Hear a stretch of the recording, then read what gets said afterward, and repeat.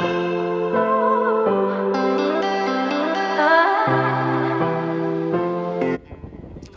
આપણી સફર થઈ રહી છે મામાદેવના મંદિરેથી. નમસ્તે મિત્રો, હું છું કેતન. આપ સૌનું ગો વિથ કેતનમાં સ્વાગત છે. ચાલો આજે ફરીથી એક નવી શરૂઆત આપણે કરીએ. જય મામાદેવ. હલો ગાઈસ, હું પહોંચી ગયો છું શોરૂમે.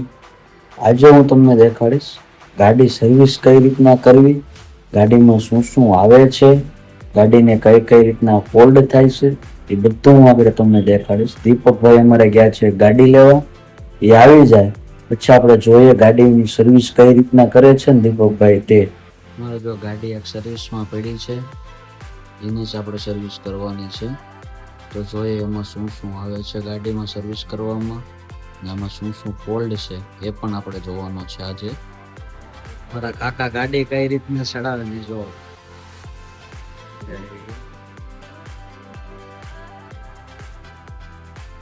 ગાડીનું આગળનું પડ્યું ખુલ્લું હતું, એ જો દીપકભાઈ ફિટ કરી રહ્યા છે.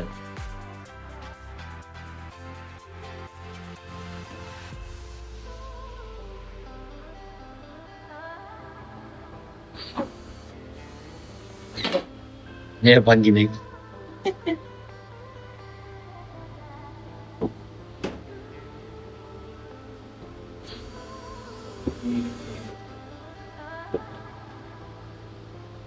દીપકભાઈ સ્ક્રૂ ફિટ કરી દીધા છે.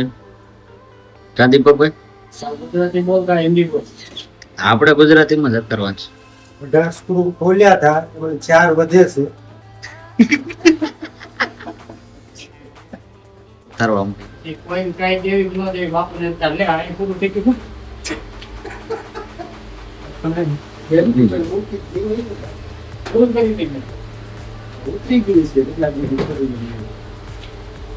અમારે મશીનની બેટરી ફૂટી ગઈ છે, તો દીપકભાઈ પૈસા વાળી ચાલુ કરી છે. જો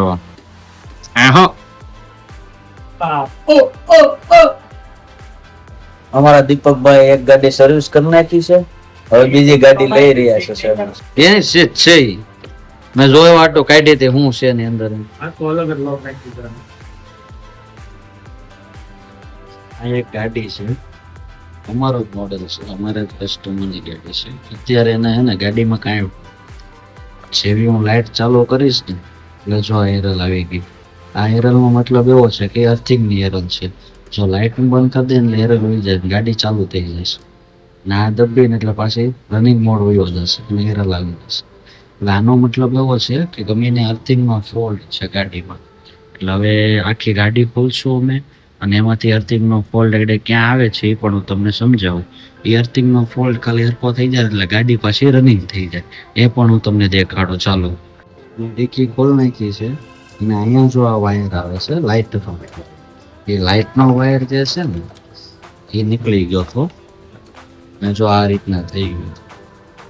આ હું આમાં પાછું હરખુંથી નાખી દે ને એટલે એ પાછું ચાલુ થઈ જશે. જો તમને દેખાડું ચાલુ થઈ ગઈ, મોડમાં નાખી દીધી, રનિંગ છે અત્યારે. હવે લાઇટ ચાલુ કરીશ ને એટલે જો અહીંયા એરો ખાલી એરલ વહી ગઈ એટલે આ ચાલુ થઈ ગઈ. એરલ વહી ગઈ, હવે એને અર્થિંગનો પ્રોબ્લેમ. હવે એ વાયર છે ને હું આ લાઇટ છે ને એનો ફરીથી આ ચડાવી હતી હરખી, લાગડે અર્થિંગનો પ્રોબ્લેમ વયો જશે. જોઈ જો તમે પણ, જો આ વાયર છે ને એના અર્થિંગનો વાયર છે, એ હરખો નાખી હું આગળ હરખું કરી નાખું એટલે એ હાલવા મળશે બધું ફરીથી. ચલો હું કરી નાખું ત્યાં તમે પણ જોવો કઈ રીતના હું કરું છું ને. જોવો ગાઈસ, મેં આ ચડાવી દીધું સરખું. આ વાયર અંદર નાખો, એની ઉપર આ લાઇટ આખી ફિટ કરી દીધી. એ રીતના જ ખાલી કરવાનું. તો આખો વાયર થઈ ગયો ચાલુ. હવે એ પણ ચડાવીને તમને દેખાડું. લાઇટને એવું બધું બ્લિંકિંગ કરવા મળશે. જો લાઇટ બ્લિંકિંગ કરવા મળી એટલે હવે એ ચાલુ થઈ ગયું છે. જો એરર આવતી બંધ થઈ ગઈ છે. પેલા એરર આવતી હતી, હવે એરર નથી આવતી. જો લાઇટ ચાલુ બંધ કરું છું ને ગાડી થઈ ગઈ રિપેર. શું કહે દીપકભાઈ, શું કરો? એ દીપકભાઈ શું કરો? ચોટલી પડાવો. દીપકભાઈ બ્રેક ખોલી રહ્યા છે.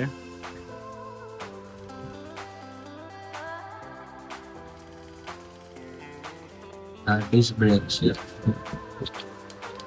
અને રિપેરિંગ કામ ચાલુ છે તો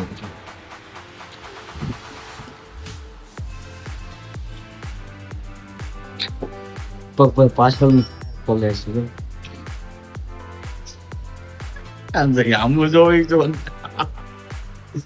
એવું હમું જોવે ને કે આગળ તાળી નહીં દે મને મારી મારે એમાં બોલ બહુ ટાઈટ હતા કા દીપકભાઈ ને ફેણ આવી છે બોલ ખોલવો આમ.